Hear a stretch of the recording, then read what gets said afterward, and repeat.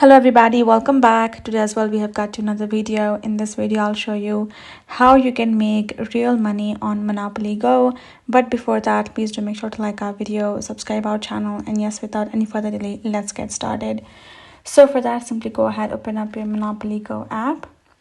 Now for the Monopoly Go is that you need to know is there is no way to make real money on it, but you can go ahead and start playing and create an account worthy that can be sold. Once you have an account that is at a certain level, had achieved certain level of rewards and has those amenities, you can go ahead, put your account up for selling purpose upon social media, and when there's a potential buyer, you can add in your amount and sell the account of yours of Monopoly Go like that. Now another thing is that you can also go ahead sell certain kind of album of cards. You can see which will be exclusive cards that you have won. You can also sell them.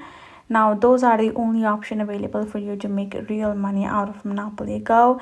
Now there are another third-party platforms which also require certain kind of requirements for you to complete to get the money.